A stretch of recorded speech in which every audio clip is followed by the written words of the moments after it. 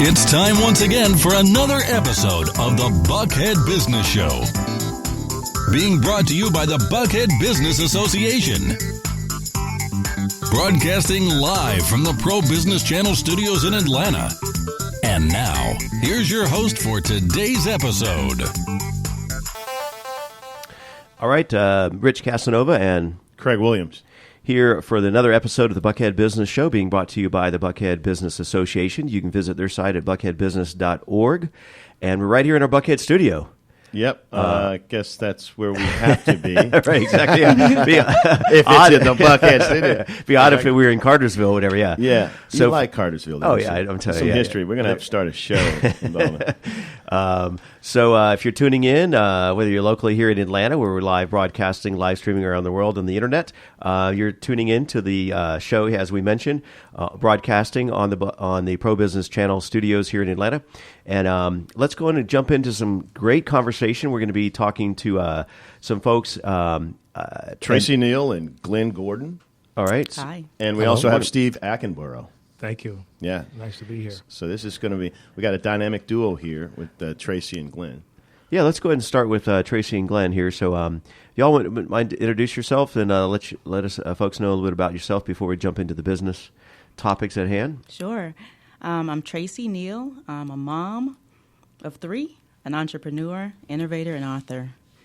My company, Tracy Neal & Company, focuses on helping single-parent entrepreneurs, specifically focusing on single women, from ideation to execution and launch. Wow. And according to your bio here, you're also the VIP Women of the Year, Circle 2014-15? That's correct. Wow. Yes. And you have a Master's of Science in Project Management. That's what we need is a project manager person, right? Yep.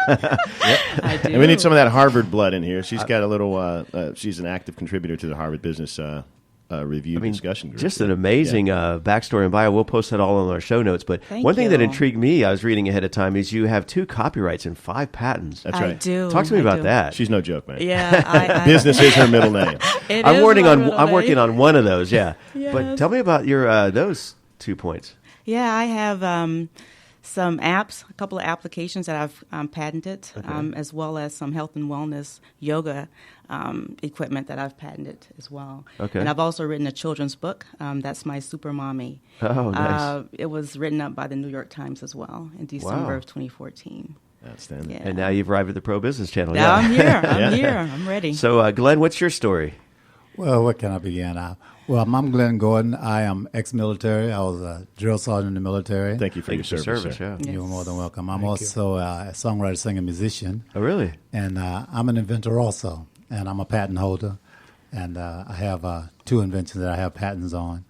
And I also try to help people with their businesses and teach them about copyrights. I also a couple of copyrights and music publishing company.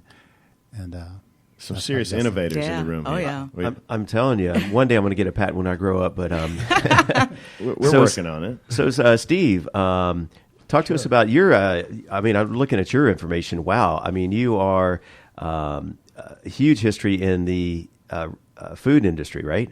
Absolutely. Talk to me about some of that background. Yeah, I've been extremely fortunate in that I started out flipping hamburgers for McDonald's and washing bathrooms back in London. But not at the same time, though, right? Yeah. It just depends on how busy it was. And I took the time to save up all the money I made doing that and send myself to college. Got my undergrad in marketing and then proceeded with a full scholarship right from the European Economic Union. Wow. To complete a master's degree in information systems. And then subsequently, I went through all the different ranks in McDonald's and rose to executive level in South Africa and then the United States. And then based on the success that we had achieved as a team back in California, I was headhunted out by Dominos Pizza to become the executive vice president for all the franchise operation restaurants, everything west of the Mississippi, about 700 restaurants, 200 franchisees, and almost $1 billion in revenue. And he too is an author. So we've got nothing but authors in the room. We got to hurry up and finish your book, Rich. Yeah, I know. I got a lot of. All of a sudden, my to-do list just got really loaded. Thanks, y'all. I appreciate that. Yeah, I was intrigued by this executive vice president role at Domino's. We could do almost a whole show about that. Right? Oh, we will. And what era? Yeah, what era did that take place? Or So I left Domino's about 18 months ago. Oh, really? And this is recent. Yeah, this was recent. Yeah, 2014 fourth quarter, where I was responsible for the corporately owned and operated Domino's restaurants across the United States. Now, why would you leave a cushy job like that? And you get pizza for life, right? I mean, still is that? That's why he left a cushy job, especially when we talk about health and fitness. Right. So he could. So let's jump into that transition. What prompted that? Well, I have a vision and a dream, and I'm just so fortunate that I've had the opportunity to serve corporate America and just the corporate world generally across 3 continents, and I felt that it was time, for me to explore the entrepreneurial piece of Steve Akinboro, which is something that has been, something has been a dream of mine. And so having had the opportunity to, save up some money and, provided a solid foundation for myself as a platform, I felt that it was time to move on and create that opportunity for other people. So rather than being an employee, I wanted to be an employer and pay it forward by giving back. Oh, that's awesome. So you're gonna be one of these millennials now, right? Yeah, startup. And part of his leadership was spotlighted during our LeaderCast. Yeah. So it's that's where I got to meet him at one of the lab. Yeah. The day before the LeaderCast, right. Not knowing that some of his story was going to be spotlighted during that conference. So. Yeah, if I had known his backstory, I'd be really nervous talking to him at this point. Yeah. So you are kind. So that sets the stage, folks, for a little bit of background of all of our guests. We're going to kind of just continue the conversation, kind of open panel forum discussion. We're going to hit on some of the points that y'all have kind of bubbled up here, but feel free to chime in as you wish. So during this show, we're going to be talking about hope and inspiration, obviously leadership, intellectual property, all right, partnership, and what are some other topics? Navigating through workplace politics. But what was interesting for both of these, all of these guests, and their last point was the same point. And they don't even know each other. I know. I mean, I think it's Is that synergistic. Coincidence or no? Yeah, work-life. No, we don't believe in that. Work-life balance. Work-life balance. All of y'all submitted that as a talking point. So, and your last one, interesting. the the bottom final one, Wow. foundation, I would say. So let's talk, Steve, your book, Sure. 50 Promises, Faith-Based Strategies for Health, Wealth, and Happiness, and that's in y'all's wheelhouse as well. So, Steve, if you'll start up the conversation, we're going to invite Tracy and Glenn to join in as well. Yeah, absolutely, and thanks for the opportunity to talk about my book. So once I made a transition out of corporate America, I took about a year off. And in my quiet time and just kind of trying to, figure out my transition, I believe we all go through 3 stages in life. There is the first half, and there is halftime, and then there is second half. And as I was going through that halftime and spending some quiet time, strategically reflecting on, how I want my second half to pan out, I really got the inspiration that having had almost 30 years in the corporate world, I felt like I wanted to give back before I, kicked off the second half. And so 50 Promises came to light as a way to provide hope and inspiration for those who may be in the trenches today, still flipping hamburgers and looking for hope and inspiration, and perhaps asking themselves if there is a future in whatever it is that they were doing. I started out, quite frankly, when I was 12 years old, selling, helping my mom to put food on the table by selling stuff on the streets of Africa. And it never crossed my wildest dreams that one day I would be in the United States, having been an executive vice president for a Fortune 500 company and, accomplish everything that I've accomplished. So I felt that it was critical to help folks understand that it doesn't really matter where you are today in your journey of life. There is hope. And, where you are today is not your destination. It's just a transition point. And that's what 50 Promises is all about. Some of the key, promises that we have been given that, has been proven time and again that if you do your part, there is a way and there is an opportunity in front of everybody. And so that's what prompted that. And so I took the opportunity in the end to look at some of the faith-based strategies that has helped Steve Akinboro over the last 28 years as I transitioned from Africa to Europe, back to South Africa, and now in the United States, and wrapped that a lot of those stories and my narrative around a lot of those promises. So I would definitely encourage everybody to get a copy on Amazon.com. Wow. The great thing about even the title of your or the name of your company, Harvest Global Consulting, you start off with the harvest. Yes. And just like it's parallel to what you said, that the first half and then that halftime, and then you wanting to give back, and you have to have something to give. That's right. To give back or pay it forward. So starting with harvest, and then that global, that being including all humanity. That's right. It's inclusive, very inclusive, and that consulting part of what you're able to through your experiences give back to help people with their problems. What do you think is the number one need now for businesses? Would you say? I think the number one need for businesses today is for folks, first of all, to, have the belief that they can make it. There is a lot of negativity out there today, and folks letting us understand that we don't have a lot of role models. Especially when you branch out into the African American community. We have a lot of us in the athletic and sports community, but when it comes to the business world, they want to make us believe that we're just not seasoned enough, we're not smart enough, we don't. And I want folks to understand that that cannot be true. It cannot possibly be true, because today, we have the highest rate of African Americans that are educated in the United States in the history of this country and in the history of the world.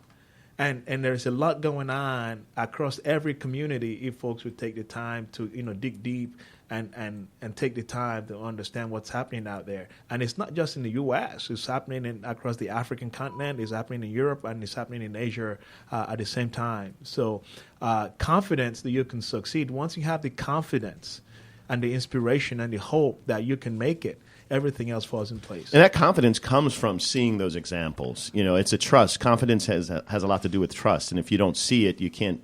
That's where the faith comes in when you talk about faith. Yes. It's very important. So as a consultant, and I think that consultants and coaches are going to be the most important part of business in America and abroad to help encourage and be great influences to help that persistence of growing forward. Absolutely. Faith is great, and I really want to emphasize on faith. But before we get there, all right, hope is the foundation of faith. Yeah. Because you don't have hope, you can't build on it. Take the leap of faith. So you've got to start right there, and everything. Yeah, that has been my evidence. Yeah. And so a wise book speaks of that. I've read once before. Faith being the substance of things hoped for. So that's right. That's right. The evidence of things not seen. It's something like that. Right. You're right. We'll move along. Yeah. Tracy, I know we were talking earlier about your work helping females become board members throughout Georgia. Yes. Right? Talk to us about your passion and your mission with that, talking about kind of hope. That's a leap of faith for those women to step up in that role.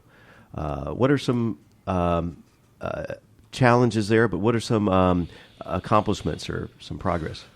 I'll give you an example. I was at one meeting. Sheryl Sandberg was actually the speaker, and she asked a group of women, who would want to be the CEO of this company? And maybe 2 hands out of 200 raised their hands. And it was not because of their education or their experience. It was the fear. And the confidence, lack of confidence. Yes, yeah. Standing out and putting yourself out there. With Onboard, we're making progress here in Georgia. It's slower than we would like, but it's happening because that confidence is there. And we have men who are part of that organization, too, to encourage and empower women to step out on faith.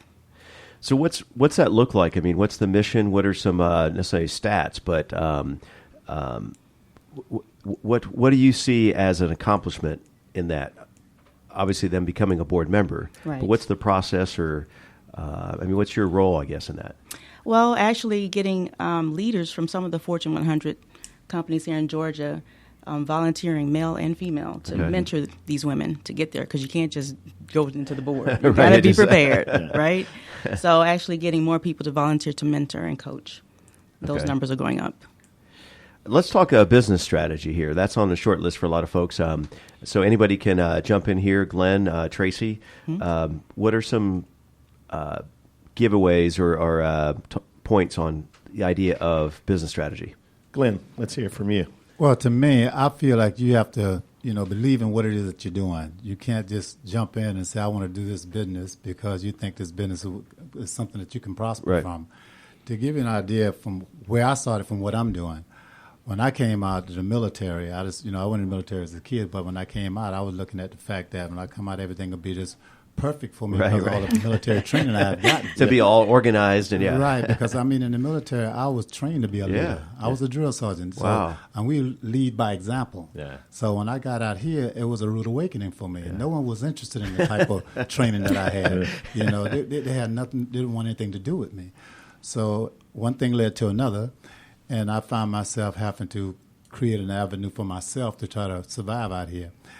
And I ended up being homeless 3 different times. Wow. I ended up being homeless 3 different times because I stepped out on faith, like the gentleman was talking about earlier. I stepped out on faith. I had tried so many different jobs, and it just wasn't panning out for me. So I said, there has to be a better solution to this. So after doing a lot of praying and really actually putting myself out there, and eventually I found my calling for what I felt that I needed to do. I had to regroup and reach back into my inner self and take all of that military training that I had. I needed to take that to survive out here because I try to make that leap into what civilian life was like, but it wasn't working for me. So I had to go back and take my military training to bring me forward. Wow. And share with us your calling then. My calling was to look deep in my inner self and wake up the little boy that was in me. Yeah. And the little boy that was in me was all these different things I used to do when I was a kid. Right. And I looked at it and I said, you know what? I'm seeing people that's inventing things. They're writing music and they're playing instruments. These are my childhood things I used to do when I was a kid. Right. I'm saying, like, how can these people make a living at this? And they have to be trained to do that. And it comes to me like a second nature. That is my makeup. That's what's in my DNA. These are the gifts that God had already gifted me with. So I went back and I started nurturing that. And I nurtured those gifts that I was gifted with. And taking those gifts that I was gifted with, that's what I used to catapult me forward.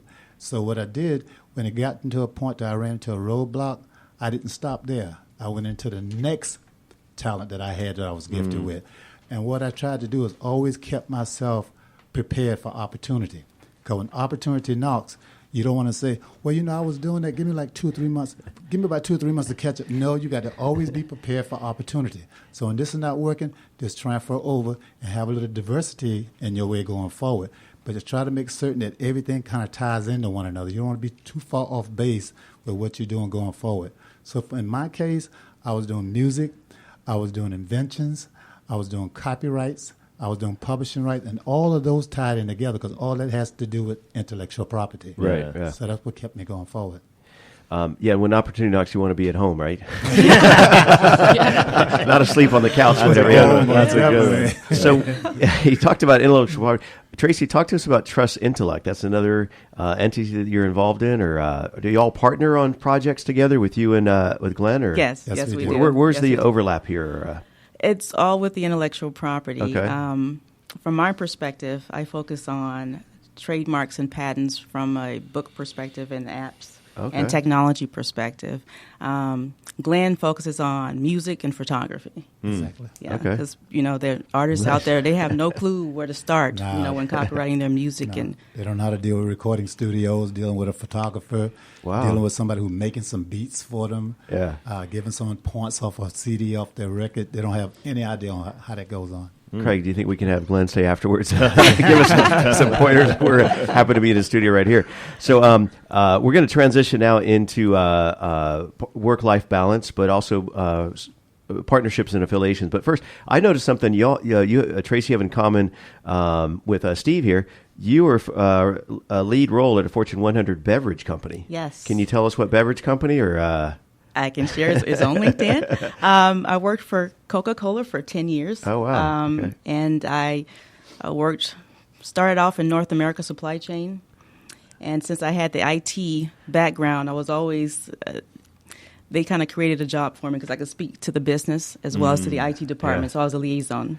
I see Steve nodding his head or whatever. Yeah. You all might have crossed paths and you didn't realize it. Yeah. We were looking at each other in the lobby. And so I did that for 10 years. And then eventually, toward the end of my tenure, I was doing global bottling. Okay. I was the lead looking at the bottling systems around the world. Yeah. So you became what you wanted to see. You were that change. I was that change. You were that change to inspire others.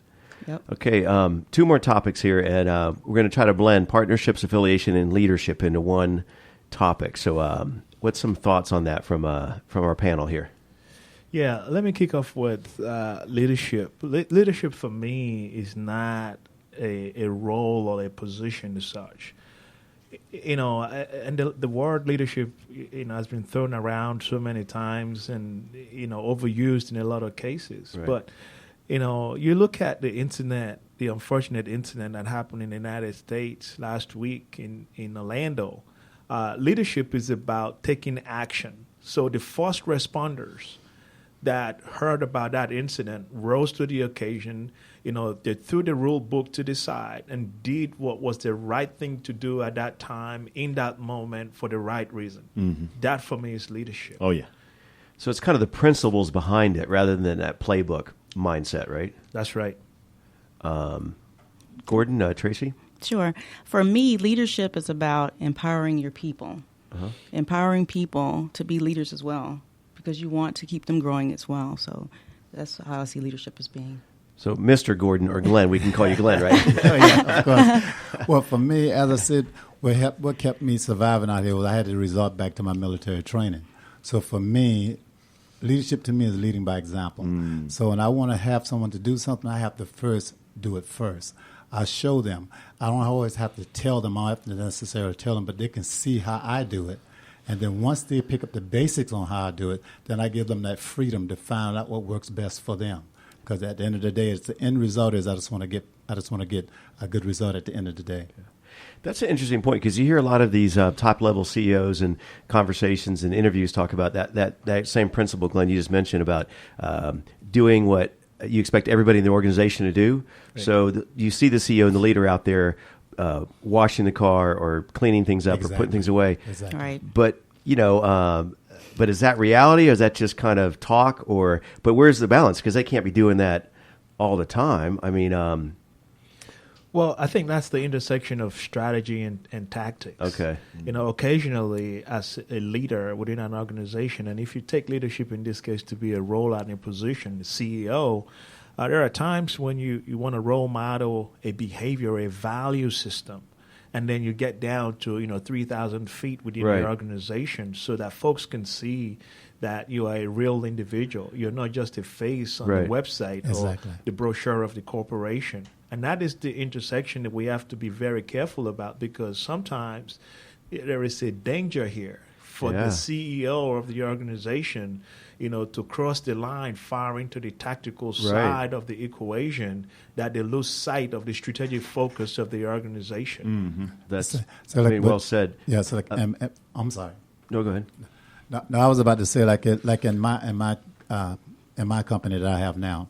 In my company, I try to put it in the perspective there's no job that I can't do. I try to let my people know around me there's no job in my company that I can't do. I don't do it consistently, but I do it well enough, and I do it often enough that they know if it push come to shove, you may be valuable to me, but at the same time, I can replace you with myself if I need to. Yeah, don't ask them to. So for hypothetically, if Steve, you were to launch Steve's Sensational Salads, and it goes global, and you have 1 million locations, we're not going to. We may find you in there cleaning the bathroom again, or but not like you said. Absolutely. As a matter of fact, I was on a speaking engagement at the back in Nigeria about a year ago. I went to use the bathroom, and the bathroom was flooded. Right, there was a mop bucket, and there was a mop. Well, I could take the opportunity to go find somebody to mop the floor. Right, yeah. Exactly. In the meantime, somebody could have slipped and broke their neck. Right. I chose to pick up the mop the floor, and they said, well, you're the keynote speaker. Right, yeah. And I said, well, the essence of me being here is not just to stand in front of people and advertise Steve Akinboro, is to demonstrate leadership. Yeah, to be. That's right, yes. That's what I did. Well, Stephen, our intern here in the studio, would witness that I made coffee this morning, right? I just step up or whatever, and because I knew y'all were arriving, I could have done an instant coffee just for myself and made a whole pot, but I'm not sure if it's strong or weak. But so our last topic. Well, let's go around and let people know how to find you. Okay, cool. Before we go into this last topic and run out of time. Well, Tracy and I work together. I prefer this, if you don't mind, Tracy. Okay, Tracy. cool. You can find me on www.tracyneal.com. If you want information about consulting or, IP, you can reach me at info@tracyneal.com. And you can also reach me there with her if you want to get in Okay, touch. cool. Yes. You can just contact me through Tracy. And then we're both on LinkedIn and Twitter and Facebook. So Perfect. And we'll have all that in the show notes as well. cool. Steve? Yeah, I can be reached at steve@harvestglobalconsulting.com. And I can also be reached on LinkedIn. I primarily check my LinkedIn a lot. I'm very active on LinkedIn. And by all means, you can also reach out to me via Facebook as well. So those are the platforms that I can easily be reached at. Awesome. All right. What's our last topic here? Let's work-life balance. Yeah, Steve, thank you. That's a great one for me. I haven't been an executive, for many years. I found myself in a position where I was gone away from home a lot, and I really sat back and thought about the different roles that I have to play as a father, a husband, an executive, a brother, an uncle, and a community activist as well. And I felt that my life was out of balance, and so one of the things that I did was to put some boundaries in place and to put some guidelines in place. So at the beginning of every year, by the way, I have an article on LinkedIn as well called 5 Questions to Help You Achieve a Better Work-Life Balance.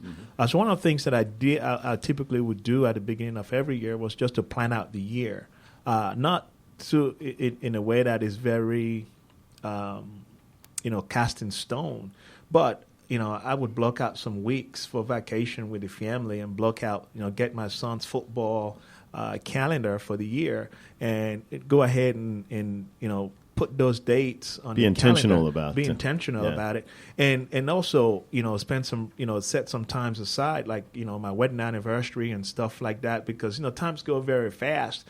And if we truly care about those that we love, how much time do we spend with them? Most definitely. And for me, that's what work-life balance is all about. As we go through, everything we do, and I will close it out by saying that nobody ever ended up on their deathbed and said they wish they had spent more time at work. Yeah, everybody wished they had spent more time with their loved ones. So don't hold back. Regardless of what's going on in your life today, take some time out and reflect on what's important. And go spend time with those that are important and doing the things that are so important to you. When you do that, all of a sudden there is a sense of, well-being and fulfillment, that comes over that is ever, greater than any amount of money that you can make, when you are in the day-to-day hustle and bustle of life. Just spending time doing the things that you love to do and being with the people that you say you love so much. Sometimes people don't need your money. We think that, hey, we're going to spend all this time at work. I'm doing it for my family. But the family that we apparently are doing it for, when was the last time we had dinner with them? Yeah. When was the last time we had breakfast with them? When was the last time we took our loved ones on, a ride just to the lake? Yeah. Not to talk about going to the airport and flying, because it doesn't take money sometimes just to connect and re-energize with the people that we love. Awesome. Well, I like to challenge the term work-life balance as more of a work-life blend. As a single mother of 3, I have a 20-year-old, a 7-year-old, and a 5-year-old. I've had to blend a lot of work in family life. I've leaned on a lot of partners, a lot of friends and family, a lot of nannies and babysitters to help me, as I go through the process. But through the entire process, and I'm still going on this journey, the children are fully aware of what I'm doing, and they understand. Mommy, you have to share your gifts with the world. Yeah. That's what they tell me. So, wow. Yeah. Well, for me, being a father of 4 and they all grown, I have 7 grandkids. For me, the only thing I have here for me right now here in Atlanta is my work, because I try to reach out to my children. They all grown and they have their own kids and they're doing their own thing. But one of my children is about to make me very happy. She's going to be moving here next year, and she's bringing one of my grandkids here with me. Wow. So I have a reason to reach out there and really be enjoyable, because my grandson is going to come here, and he likes to play music. He knows granddad plays music. He see me playing bass. He wants to play bass. So I've made that preparation to start designating a lot of my work in my company to other people, so I can make myself available. When he gets here, I can spend that time with him. And tell him how old he is. Oh, he's 6 years old, but he's my assistant. Second in command, yeah. He has his own business card, his own email. Oh, you can reach him through his email. Kid's got his own business card. That's great. Awesome. Ladies and gentlemen, we are out of time for this episode. It was a pleasure having you in the studio and sharing your story. Just checked out your LinkedIn article, just retweeted that and posted that on online. So again, thanks for being here for another episode of the Buckhead Business Show, being brought to you in part by the Buckhead-Business-Association. You can reach them at buckhead-business.org. We'll see you next time. Thank you for joining us and our guests on the Pro Business Channel. Use the social media links here to share today's show and stay tuned for the next episode of the Buckhead Business Show. Brought to you by the Buckhead-Business-Association.